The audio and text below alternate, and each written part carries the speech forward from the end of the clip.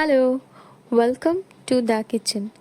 Last উইকেন্ডে চিকেনের একটি দারুণ রেসিপি বানিয়েছিলাম, সো ভাবলাম আপনাদের সাথে শেয়ার করি।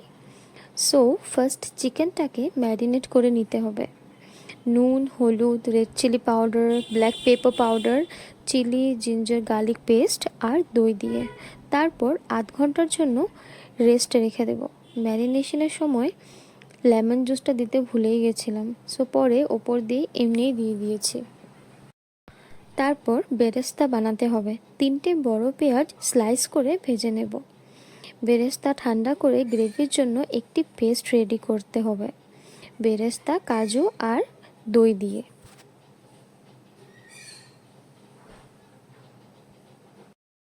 এখন বেরেস্তা ভাজা তেলে তেজপাতা, জিরে, শুকনো লঙ্কা, লবঙ্গ, ছোট এলাচ আর দারচিনি ফোড়ন দিয়ে ম্যারিনেট করে রাখা চিকেন দিয়ে দেব।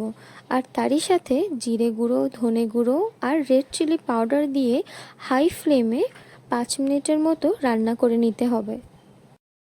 এবার ঢাকা দিয়ে 10 মিনিটের মতো সেদ্ধ করে নেব চিকেনটাকে। এবার ঢাকা উঠিয়ে যে পেস্টটা রেডি করে রেখেছিলাম সেটা আর আরও একটু দই দিয়ে ভালোভাবে মিক্স করে আবার ঢাকা দিয়ে লো ফ্লেমে রান্না করে নিতে হবে যতক্ষণ পর্যন্ত না চিকেনটা একেবারে সেদ্ধ হয়ে যাচ্ছে।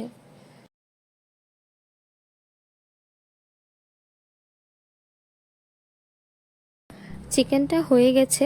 এবার 2টা চেরা কাঁচা লঙ্কা, ধনে পাতা আর গরম মশলা পাউডার দিয়ে মিক্স করলেই রেডি চিকেন মোগলাই মশলা।